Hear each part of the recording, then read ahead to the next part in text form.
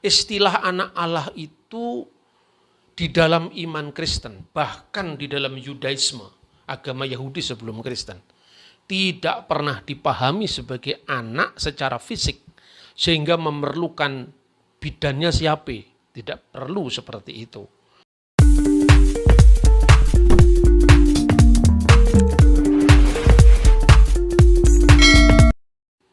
Assalamualaikum Besem Hamasyah. Kita memasuki bulan Desember yang biasanya dikenal sebagai bulan salah paham. Salah paham secara khusus kepada iman Kristen. Sebentar lagi akan berseliweran hujatan tentang Yesus anak Allah, haramnya mengucapkan selamat Natal. Mungkinkah Yesus lahir 25 Desember dan hal-hal yang serupa dengan itu. Padahal saudara-saudara, dalam konteks hubungan Kristen Islam di Indonesia, ini seringkali dilihat secara simplistis, seolah-olah haramnya ucapan Natal oleh kelompok Islam tertentu itu secara representatif dianggap mewakili seluruh umat Islam. Inilah yang harus kita cegah. Jangan sampai terjadi penilaian yang hantam kromoisme. Ternyata tidak semua ulama mengharamkan ucapan selamat Natal. Untuk lebih jelasnya, mari kita saksikan dulu tayangan berikut ini. Dia mengucapkan kepada saya, Habib Rizik, selamat Natal. Saya tahu artinya, selamat hari lahir Yesus Kristus anak Tuhan. Sebagai anak Tuhan, mestinya saya tersinggung dong. Untuk nggak kepret. Nah kalau kita tersinggung kan mestinya kita kepret, betul? Kurang aja lo, anak Tuhan dari mana? Kalau Yesus anak Tuhan, bidangnya siapa? Karena orang yang mengucapkan selamat Natal, maka dia sudah mengakui tiga. Yang pertama, mengakui bahwa Isa anak Tuhan. Yang kedua, mengakui bahwa Isa lahir 25 Desember. Yang ketiga, mengakui bahwa Isa mati di palang salib. Ketiga-tiga ini dibantah oleh Al-Quran. Bahwa Isa anak Tuhan dibantah. Laqad kafaral ladzina qalu innallaha salisu salasa. Kafirlah orang yang mengatakan Isa Trinitas dan anak Tuhan. Saya duga keras persoalan ini hanya di Indonesia. Oh gitu ya? Ya. Kenapa Pak? Kenapa Pak? Kenapa Pak? Saya lama di Mesir. Ya. Saya kenal sekali dan itu sering saya baca di koran. Ulama-ulama Al-Azhar berkunjung kepada pimpinan umat Kristiani mengucapkan selamat Natal. Oh gitu? Ya. Saya tahu persis ada ulama besar di Suriah memberi fatwa bahwa itu boleh. Fatwanya itu berada dalam suatu buku dan bukunya itu diberikan pengantar oleh ulama besar lainnya, Yusuf Al-Qaradawi, yang di Syria itu namanya Mustafa Zarqa. Dia katakan mengucapkan selamat Natal itu adalah bagian dari basa-basi hubungan baik.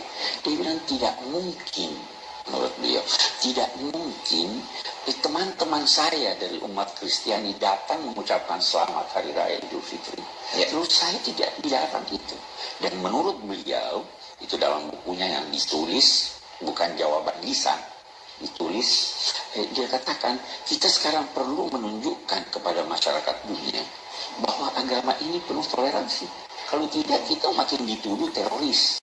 Ya, menariknya ketika Rizik Syihab mengatakan kalau Tuhan punya anak, siapa bidannya? Kalau Ustadz Abdul Somad mengatakan ada tiga hal yang terjadi apabila seorang muslim mengucapkan selamat Natal. Pertama, mengakui sebagaimana keyakinan Kristen bahwa Yesus anak Allah. Kedua, mengakui bahwa Yesus lahir 25 Desember, padahal tuduhnya 25 Desember adalah perayaan Mitra, Dewa Matahari. Dan yang ketiga, mengakui Yesus mati di salib. Padahal ketiganya ditolak oleh Al-Quran. Nah, satu dari tiga keberatan ini akan saya uraikan dalam tayangan ini. Tetapi menurut Profesor Dr. Quraish Shihab, seorang ahli tafsir yang sangat mumpuni di Indonesia, ternyata membolehkan ucapan Selamat Natal dengan catatan bahwa orang Islam memahami Isa Al-Masih di dalam perspektif teologisnya sendiri, Al-Quran, bukan sebagai anak Allah, bukan sebagai Tuhan. Kalau itu tidak ada masalah. Bahkan menurut beliau adalah sebuah sopan santun komunikasi tatkala Islam mengucapkan Selamat Natal dan Kristen mengucapkan Selamat Idul Fitri. Dan itu biasa terjadi di Timur Tengah. Biasa terjadi di Al-Azhar, bisa terjadi di Palestina, dan kata beliau, saya menduga keras itu hanya terjadi di Indonesia. Maksudnya pengharaman Natal itu memang hanya heboh di Indonesia. Itu pandangan para ulama yang boleh kita jadikan referensi tatkala kita menyikapi bulan salah paham ini. Tapi satu hal yang ingin saya tekankan bahwa jangan pukul rata bahwa tidak semua orang Islam itu mengharamkan ucapan Selamat Natal. Nah, sekarang yang berikutnya adalah terlepas bagaimana orang memahami tentang haramnya Natal dalam perspektif Al-Quran dan tafsir yang mereka anut. Atau sebaliknya, dalam batas tertentu bisa mengucapkan asal pemahaman teologisnya sesuai dengan pemahaman Islam. Ini yang menurut saya lebih wajar. Tetapi dalam konteks dialog teologis, tentu orang Kristen bisa menjawab, apakah anak Allah itu maksudnya Allah beranak? Apakah memang Yesus tidak lahir tanggal 25 Desember? Tentu orang Kristen memiliki hak jawab. Minimum untuk mendudukkan permasalahan yang sebenarnya. Karena dalam hal ini tentu saja, entah itu boleh, entah itu tidak boleh, entah itu halal, entah itu haram, orang mengucapkan Selamat Natal, toh pihak Kristen tetap harus menjelaskan posisinya. Jadi katakanlah kalau sekarang saya berdiri untuk menjelaskan posisi kekristenan tentang siapakah Yesus dan bagaimana, sekilas tentang tanggal lahirnya. Katakanlah ini bukan sebagai saksi ahli lah, saksi korban. Kalau dalam istilah hukum, kenapa saksi korban? Karena ya kita yang disalahpahami. Maka adalah hak jawab kita untuk kita berikan kepada mereka yang salah paham. Nah, saudara-saudara, pertama tentang anak Allah. Istilah anak Allah itu di dalam iman Kristen, bahkan di dalam Yudaisme, agama Yahudi sebelum Kristen, tidak pernah dipahami sebagai anak secara fisik, sehingga memerlukan bidannya siapa. Tidak perlu seperti itu. Nah, saya akan menguraikan fakta-fakta Alkitab dan fakta-fakta sejarah tentang istilah anak Allah atau anak-anak Allah. Yang pertama, istilah anak-anak Allah dalam pengertian metafora, dalam pengertian perumpamaan, ini tidak hanya dijumpai dalam iman Kristen. Jauh sebelum masa Kristen itu sudah dipakai. Misalnya, penemuan naskah-naskah Laut Mati yang spektakuler tahun 1947. Di antara naskah-naskah yang ditemukan di Laut Mati atau di Wadi Qumran, selain naskah-naskah Alkitab Perjanjian Lama yang berusia lebih dari 2000 tahun. Dan ini adalah penemuan sejarah yang terspektakuler di dunia. Karena ribuan tahun kitab suci Kristen dan Yahudi, khususnya Perjanjian Lama, itu tidak dipalsukan seperti yang dituduhkan banyak orang. Yang kedua, ada naskah-naskah yang memang ditulis oleh sekte Yahud atau kelompok Yahudi yang memisahkan diri dari Bait Allah kira-kira abad kedua sebelum Masehi. Di sana ada satu naskah yang sangat terkenal yang berjudul Milkamah bini Ur wa bini Khosek. Naskah peperangan antara anak-anak terang dan anak-anak gelap. Nah, disebut anak terang dan anak-anak gelap tentu tidak harus bertanya siapakah istrinya terang, siapa bidannya Pak Gelap, tentu bukan itu. Itu satu perumpamaan. Dan dalam latar belakang yang sama, maka apabila di dalam Injil dan Perjanjian Baru ada istilah anak-anak terang misalnya. Di dalam Efesus pasal 5 ayat 6. Hiduplah sebagai anak-anak terang. Atau berjalanlah sebagai anak-anak terang. Di dalam bahasa Suryani atau bahasa Aramaik adalah Benai Nuhra. Benai Nuhra hakil hakana haleko. Hendaklah kamu berjalan sebagai anak-anak terang. Mengapa? Karena Tuhan, karena Allah itu diibaratkan sebagai terang. Maka ada ungkapan Allah Nuhra. Allah itu adalah terang. Dan saya kira Anda bisa bandingkan misalnya di dalam Al-Quran surah Nur. Allahu nurus samawati wal ard dan seterusnya. Jadi itu adalah perumpamaan-perumpamaan yang tidak bisa dipahami secara harfiah. Begitu juga apabila istilah anak-anak Allah itu diterapkan. Tidak harus dipahami Allah itu beranak seprimitif keyakinan orang-orang Arab pra-Islam yang kemudian diluruskan oleh Islam. Maka muncullah kata-kata lam yalid walam yulad walam yakulahu kufuwan ahad. Harus saya jelaskan saudara-saudara. Umat Kristen 1000% percaya bahwa Allah itu lam yalid walam yulad. Karena memang konteksnya ketika ungkapan itu muncul. Sorry, saya tidak ingin memasuki wilayah tafsir agama lain. Tidak. Tetapi saya membaca sendiri dalam tafsir-tafsir Al-Quran yang sudah beredar dan ditulis. Bahwa konteksnya lam yalid walam yulad itu terutama diarahkan kepada keyakinan jahiliyah pra-Islam di mana Al-Lata, Al-Uzza dan Manat itu disebut sebagai putri-putri Allah, banatullah. Tapi tentu ini berbeda tatkala iman Kristen menggunakan idiom anak-anak Allah. Di dalam bahasa Ibrani Bene Elohim, di dalam bahasa Arab Ibnullah, ya, Ibnullah.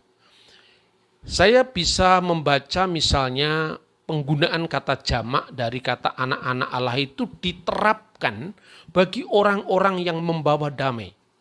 Isa Al-Masih atau Yesus Kristus mengucapkan ini dalam lisannya sendiri, dalam bahasa yang dipakai oleh Yesus.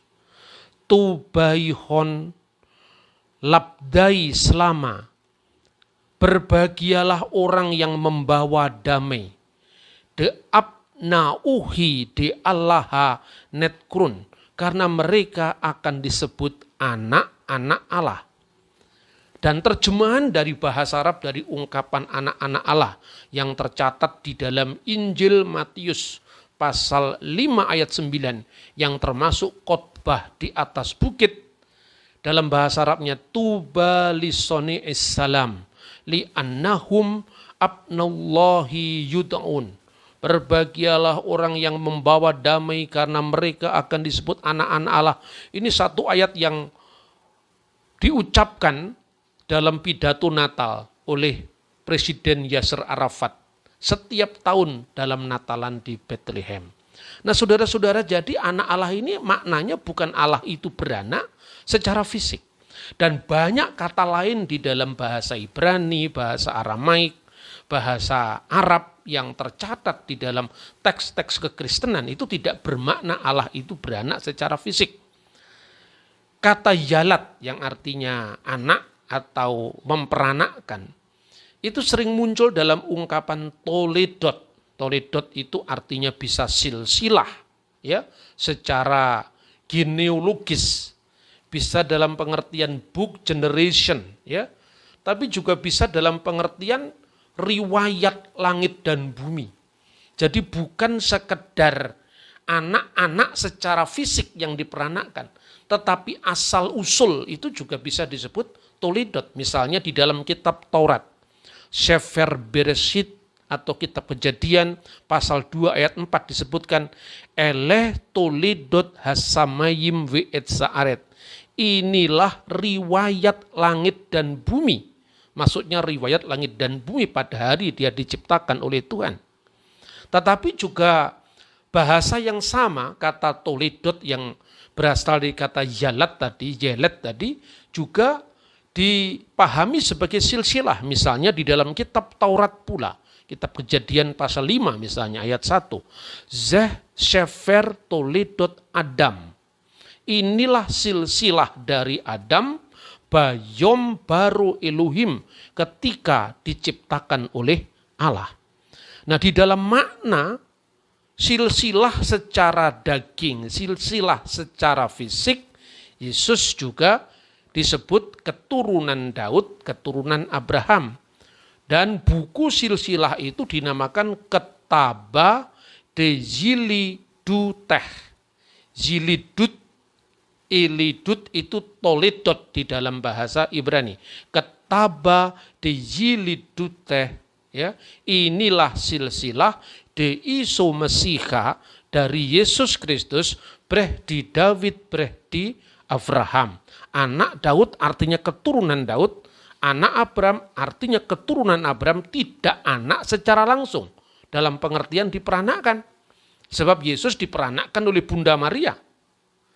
Nah, inilah penggunaan kata-kata Arab atau Ibrani atau Aramaik dengan anak. Dan bahasa Arab pun juga demikian. Kata bin itu tidak hanya berarti anak secara langsung, tapi juga keturunan. Misalnya, kitab Miladi Yesu Al-Masih ibnu Dawud ibnu Ibrahim. Inilah silsilah Yesus Kristus, anak Daud, anak Ibrahim. Artinya keturunan Daud, keturunan Ibrahim. Jadi orang-orang yang membawa damai disebut anak-anak Allah. Orang-orang yang cinta damai, siapapun orangnya, apapun agamanya, dia disebut anak-anak Allah. Ini terminologi Injil. Tetapi juga Raja Israel kuno disebut anak Allah. Dan puncak dari pemahaman tentang anak Allah itu, di dalam kitab Perjanjian Baru disebut monogenes theos. Anak Allah yang tunggal yang diterapkan untuk Yesus Kristus. Penerapan kata anak Allah yang tunggal untuk Yesus Kristus itu merujuk kepada praeksistensi Kristus sebagai firman Allah. Sebagai firman yang kekal, yang bersama-sama dengan Allah dan tidak lain kecuali Allah sendiri. Bukan merujuk pada kemanusiaan Yesus ketika dia turun atau nuzul menjadi manusia. Oleh karena itu iman Kristen mengakui sepenuhnya Yesus itu adalah ilahi sebagai firman Allah yang adalah Allah, dan sepenuhnya insani ketika dia turun ke dunia menjadi manusia dan dilahirkan oleh Maryam al-Adro atau sang perawan Maryam. Maka di dalam iman Kristen sepanjang segala abad mengikrarkan dalam kanun al-iman, dalam pengakuan iman mereka bahwa Yesus al-Masih, bahwa Yesus Kristus itu kamilu billahud wa kamilu bin nasud. Jadi sepenuhnya Allah dan sepenuhnya manusia. Nah, mungkin saudara-saudara muslim bertanya-tanya, bagaimana itu bisa dipahami? Ya tentu Anda tidak harus percaya, karena ini keyakinan Kristen. Sama ketika misalnya orang Kristen dengan hormat menyebut Nabi Muhammad SAW, tapi tidak dalam posisi meyakini seperti kenabian dalam konsep Islam. Seperti juga kita orang Muslim, kita orang Kristen, kita orang non-Buddha mengakui bahwa Siddhartha Gautama adalah sang Buddha yang mendapatkan pencerahan dari Tuhan. Tidak harus berarti kita memahami dalam perspektif agama Buddha. Ini adalah sopan santun dalam komunitas. Apalagi jauh sebelum negara-negara lain mengenal bagaimana hubungan antar agama yang begitu harmonis, kita sudah mengenal Bhinneka Tunggal Ika. Jadi dalam posisi agree in disagreement, setuju dalam ketidaksetujuan. Anda tidak harus meyakini karena Anda memang seorang Muslim. Anda tidak harus meyakini karena Anda seorang Buddhis terhadap iman Kristen. Tetapi minimum Anda memahami dan tidak melakukan kesalahpahaman yang berlarut-larut tentang iman